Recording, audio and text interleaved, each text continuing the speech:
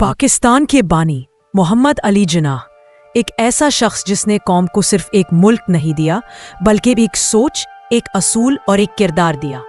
उनकी पूरी जिंदगी इस बात का सबूत है कि असल लीडर वो होता है जो अपने असूलों पर कभी समझौता नहीं करता। 1940 की दहाई में एक साथी ने कायदे आजम से कहा, अगर हम थोड़े पैसे खर्च कर दें तो ये सीट जीती जा सकती है। कायद ने मुस्कुराकर जवाब दिया, nothing doing, we cannot bribe to win, let's lose it rather than win. यानी अगर जीतना रिश्वत से मुमकिन है तो हार जाना बेहतर है।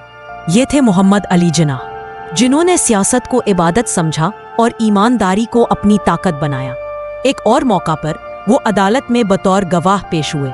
उनके जवाबात इतने साफ, इतने सच्चे थे कि जज ने कहा, मैंने अपनी जिंदगी में इतना सच्चा गवाह नहीं देखा जितना मिस्टर जिन्नाह है। ये अल्फाज आज भी उनकी सच्चाई की गवाही देते हैं। जब वो नौजवान वकील थे, उन्हें कई बार बड़े ओहदों, तनख्वाहों और सहूलतों की पेशकश की गई, मगर जिन्नाह साहब ने हर बार असूलों को तरजीह दी। उन्होंने कहा, मैं अपनी मेहनत की कमाई पर खुश, किसी गैर असूली फायदे की जरूरत नहीं। ये उनकी खुददारी थी जो किसी ताकत या लालच से मुतासिर नहीं होती थी।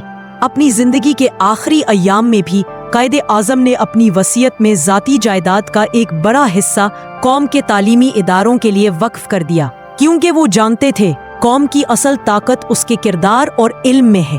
कायदे आजम ने कहा था, मैं कभी अपने ज़मीर का सौदा नहीं करूँगा। ये वो जुमला है जो हर पाकिस्तानी को याद रखना चाहिए। कौमें बंदूकों से नहीं, किरदार से बनती हैं, और किरदार सिर्फ तब बनता है जब असूल ईमान बन जाए।